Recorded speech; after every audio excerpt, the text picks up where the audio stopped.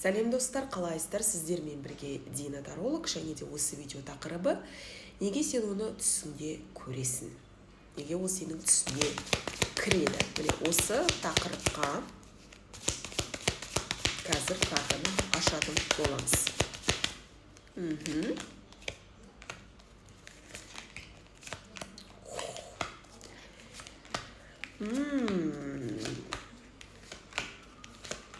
Карталар айтып отыр, сенің оны түсіңде көруің, ол өзіңнің ішіңдегі болып жатқан бейсаналық процестер.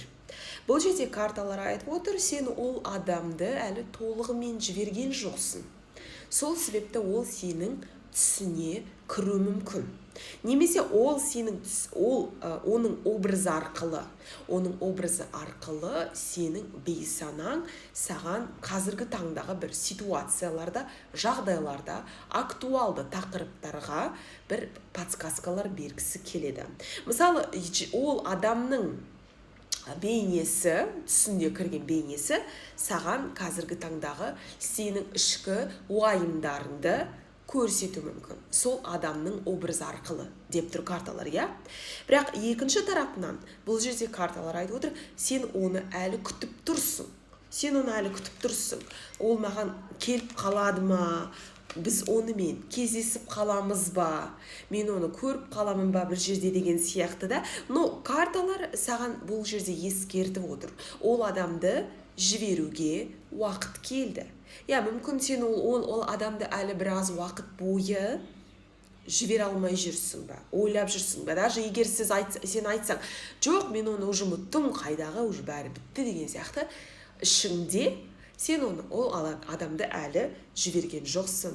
Саған ол адамды жіберу керек деп отыр. Өйткені міне башня картасы, иә? Ол уже өткен жағдай, өткен ситуация. Сен осы тұрғыда, егер оны өзіңнің түсінде көрсең, және де егер ол сенің түсінде, ол сенен кетіп бара жатса, алыстап кетсе, түсініксіз әрекеттер жасаса, онда карталар айтып отыр, саған оны жіберу керек. То есть ол уже кеткісі кеп тұр деген сияқты. Вот карталар осы тұрғыда сені ескертіп отыр. Егер ол саған сенің түсінде андай спокойный келсе, сондай байсалды, күліп, жымиып, жақсы көңілге де келсе, ол сенің түсіне, демек бұл жерде карталар именно жақсылыққа көрсетіп отыр. Сен барлығын дұрыс істеп жатырсың, барлығы